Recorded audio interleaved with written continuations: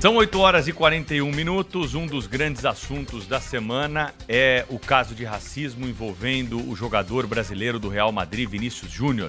Para a gente aprofundar um pouco mais a discussão sobre esse assunto, está conosco o jornalista Cláudio Zaidan, que participa semanalmente aqui do Jornal Gente, sempre trazendo um tema de destaque para a nossa discussão e o nosso debate. Zaidan, seja bem-vindo aqui ao Jornal Gente para falar de um assunto tão polêmico e importante. Eu queria uma análise do que aconteceu ao longo da semana aí, o que você observou, o que vai dar essa história toda do Vinícius Júnior, que mostrou muita coragem nesse caso, né? Na minha avaliação, essa característica foi incorporada aí ao Vinícius Júnior, que é um dos melhores jogadores que nós temos em campo hoje com a camisa do Brasil. Tudo bem com você, Zaidan? Seja bem-vindo aqui ao Gente. Bom dia. Bom dia, Pedro. Uma saudação a todos. Sônia, Cláudio, Thaís. Bom dia. Tudo bom, Zaidan? Tudo bem, Sônia. O Vinícius, ele sempre demonstrou coragem. Sempre. Esse episódio, ele é uma espécie de ponto culminante de um crime sistemático. É um crime, né? Não há uma palavra aquém dessa para ser utilizada. É um crime. E sistemático. Isso aconteceu muitas vezes. Você pode computar pelo menos 16 ocasiões. 10 delas em que a situação tornou-se crítica. Inclusive, aquele enforcamento, né, que fizeram em Madrid, torcedores do Atlético Madrid, no clássico da capital espanhola, em janeiro. Agora, a reação do Vinícius sempre foi de indignação. Ele nunca aceitou isso. E essa reação, o fato dele não aceitar, dele não abaixar a cabeça, instigou ainda mais esses canalhas a xingarem o Vinícius Júnior. Isso aconteceu com outros jogadores neste elenco do Real Madrid, com o Rüdiger, o zagueiro alemão, que é negro, e com o Mendy, o lateral esquerdo. Mas com o Vinícius, até pelo fato de que ele reage, de que ele mostra indignação, isso foi provocando esses racistas, esses canalhas, porque muita gente tenta usar o argumento de que não, é o futebol, é um ambiente diferente. No futebol isso é feito para desestabilizar o jogador do outro time. Balela. Ninguém faz isso com o Kroos, ninguém faz isso com o Modric, ninguém faz isso com o Courtois. É sempre com os negros. E no caso do Real Madrid, prioritariamente com o Vinícius. Não só, vocês estão vendo ali na imagem o Rüdiger, que está afastando o Vinícius. Ele também já foi vítima de gestos e atos assim. Mas com o Vinícius virou um negócio febril, doentio, em todos os jogos. A reação do Vinícius de tudo que aconteceu em Valência provocou uma reação, essa sim, inaudita. Nunca se viu. Na ONU, o caso foi mencionado. A ONU soltou uma nota de repúdio a esse crime contra o Vinícius Júnior. E o governo brasileiro se manifestou, convocou a embaixadora espanhola em Brasília para demonstrar sua indignação com o que estava acontecendo. Tanto que o Javier Tebas, que é o presidente da Liga, porque o campeonato não é da federação, é da Liga. O Javier Tebas, ele é um cara com passado neofranquista. Hoje ele é um apoiador do Vox, que é um partido xenófobo na Espanha, um partido que ataca os imigrantes. Tá aí o Javier Tebas, esse que nós estamos vendo aí. O Javier Tebas, ele mudou completamente o tom. Ontem, ele concedeu uma entrevista ao El País, talvez o mais importante jornal espanhol da atualidade, em que ele fala do racismo como algo a ser atacado, combatido, diz que o Vinícius Júnior não entendeu, porque quando o Vinícius se manifestou e disse a La Liga não faz nada, o Campeonato Espanhol não faz nada, a Federação não faz nada, ninguém faz nada, o Tebas atacou o Vinícius. Ele foi incapaz de dizer, Vinícius, minha solidariedade, você está errado, a Liga não pode fazer muito mais que isso, mas minha solidariedade. Você é vítima. Não, ele atacou o Vinícius. E aí o Vinícius respondeu, porque ele falou, venha conversar comigo. O Vinícius falou, eu não sou seu amigo para ir conversar com você sobre racismo, eu quero ações. Não é? E jogadores do mundo inteiro E ex-jogadores como o Ronaldo jogou no Real, né, jogou no Barcelona. Então, essa reação, primeiro, evidenciou a fragilidade da legislação espanhola. Por que o Real Madrid entrou com uma ação por crime de ódio? Porque não havia, no Código Penal espanhol, algo específico a respeito de racismo. Apenas crime de ódio, que é algo muito mais subjetivo. Não é? Racismo não. Racismo é algo objetivo, claro. E já há pressões para que o Parlamento espanhol faça uma lei tornando o racismo especificamente crime. Não essa coisa um tanto quanto subjetiva de crime de ódio. Não é? E aconteceu agora, mas é na Europa. Não, aconteceu no Chile. Vocês falaram disso ontem, com o Ângelo, com o Joaquim, jogadores do Santos. Foi para desestabilizar. Coisa nenhuma, o Joaquim tinha sido expulso. Por que você vai querer desestabilizar um cara que acabou de ser expulso? Ele já nem está no jogo. O Ângelo estava sendo substituído. E não tem essa de que entram em catarse e por isso dizem o que não pensam. Não! Eles aproveitam o ambiente de multidão e dizem exatamente o que eles pensam, o que eles sentem. E só mais um ponto. O racismo não é apenas um sentimento ruim. É mais do que isso. O racismo é um conceito que já provocou tragédias históricas. Os judeus viveram isso, os negros vivem isso. Os judeus, aliás, ainda vivem.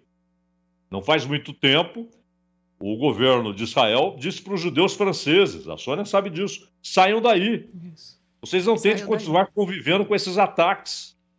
Na França de hoje. Não é? E há 2.400 anos já havia perseguição aos judeus na Babilônia, né? no Império Medo-Persa. Já havia, há 2.000 anos, o imperador expulsou os judeus de Roma. No século XIX, nós tivemos pensadores como Nietzsche, que deram um corpo teórico para um racismo canalha. O antissemitismo do Nietzsche era doentio, como o do Richard Wagner, um músico genial, mas antissemita, obsessivamente antissemita. Nós tivemos o mais cruel, canalha regime dos tempos modernos, o nazismo, que tinha como um dos seus pilares o racismo contra judeus, contra ciganos e contra negros. O mais canalha... Ariana, como eles chamavam. Exato, o mais canalha dos regimes dos tempos modernos tinha o racismo como um dos seus pilares. O apartheid não é apenas uma circunstância histórica, ele estava erigido sobre um conceito. Então é mais do que um sentimento ruim. É um conceito que já provocou tragédias. E vejam, nos Estados Unidos, a Guerra Civil terminou em abril de 1865. O Texas se rendeu em junho. 19 de junho, inclusive, é uma comemoração agora até adotada pelo Biden, porque os últimos escravos foram libertados.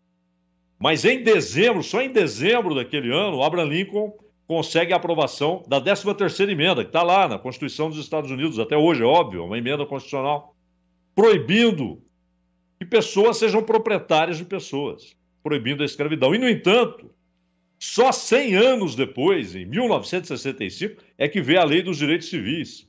O casamento misto nos Estados Unidos foi proibido em muitos estados até 1967. Ontem, 102 anos depois da 13ª emenda. Zaidan. Né? Pois não, Cláudio.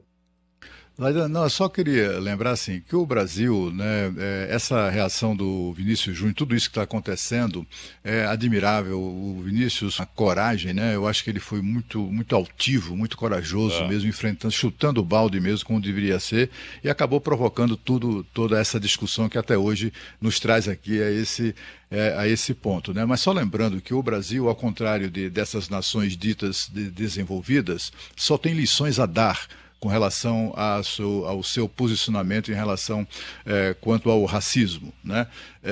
A gente é preciso lembrar que vigora no Brasil há 72 anos uma lei chamada Lei Afonso Arinos, que criminalizou o racismo. Quando uma primeira garotinha negra nos Estados Unidos frequentou em Nova Orleans entrou pela primeira vez, quando eu me dou conta disso, assim, foi ontem, né, como diz o Zaidan, em Nova Orleans, em 1960, novembro, a imagem dessa garotinha negra, é a primeira vez que uma garotinha negra entrava numa escola né, exclusivamente branca. Né? Em 1963, lá no Alabama, quase houve uma guerra civil, porque o governador do Alabama se recusava a permitir, ou recusava a permissão para que 2 ou 3 adolescentes negros frequentassem uma escola para brancos. E foi a mão de ferro lá da Casa Branca que acabou impondo isso.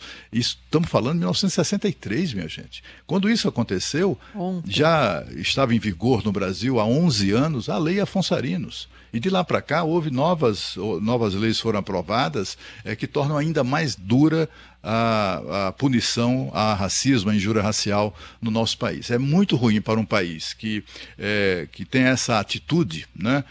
Conviver com a ideia de que os seus patrícios, né, estão sendo tratados de maneira impune, de forma cruel, covarde, né, racista, né, em países como a Espanha.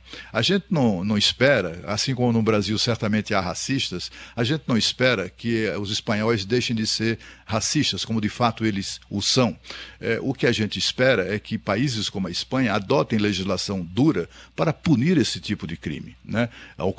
Até agora não tem, né? Porque se tivesse, os 7 que foram presos não teriam sido soltos como foram. Não existe. Isso é um horror. Então, assim, eu acho que o Brasil tem muito a ensinar esse povo aí, viu? Esses outros países. O Brasil tem uma legislação boa, não é? E como você disse, é claro que há racistas no Brasil, e muitos, não é? E assim como na Espanha, não é que os espanhóis são racistas, não. Você tem racistas na Espanha como tem em todo lugar.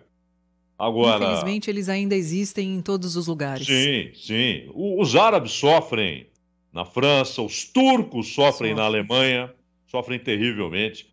E no Brasil, embora a abolição tenha acontecido 1 ano e meio antes da proclamação da República, esse conceito, ele continuou. A história do século XX é permeada de episódios de racismo no Brasil. E ele está, claro, ele é muito mais simulado, não é? Ele acontece no cotidiano, mas ele acontece. A cor da pele, até recentemente você via anúncios na imprensa brasileira de empresas que colocavam a cor da pele como critério de contratação. Hoje não está mais no anúncio, questão da cadeia, mas continua sendo um critério, só que silencioso em muitos lugares. Em muitos lugares. E no Brasil, e não só no Brasil, mas não é só o negro, né? Você tem um apartheid invisível, um muro invisível, que muitas vezes impede que o pobre se desloque socialmente. Ele tem uma ascensão, a não ser por brechas, como o futebol, como a música, não é? Mas você ainda tem um muro que faz com que as pessoas sejam condenadas à pobreza, e muitas vezes à pobreza extrema, pobreza que se torna miséria, né? Inviabilidade total. Mas não há dúvida que há racismo no Brasil, mas a legislação brasileira, você tem toda a razão, Cláudio, ela é a melhor já produzida, a melhor. Não é a melhor que o Brasil já produziu, a melhor que o mundo já produziu. Agora, esse caso do Vinícius, ele teve esse condão, né? Ele tornou-se esse condão, desencadeou uma pressão tão grande que a Espanha será obrigada a fazer uma legislação específica. E tomara comece a resolver esse problema. Tem 2 características, viu, Zaidan, rapidamente na lei brasileira, né, que a gente vê até em motivo de exceção. A lei do racismo, ela é imprescritível, ou seja, não prescreve nunca, e inafiançável. Então não adianta querer também vir pagar fiança para sair, que aqui no Brasil não sai não, viu, Thaís? Na Espanha saíram. Aqueles 4 suspeitos de pendurarem o boneco, pagaram, já estão livres. Aliás, por falar em Espanha, deixa eu já agradecer aqui ao Cláudio Zaidan, Cláudio, porque a gente, obrigada, Zaidan, até a próxima aqui no Jornal Gente, na Rádio Bandeirantes e no Band News TV, porque a gente está em contato direto com a Espanha, o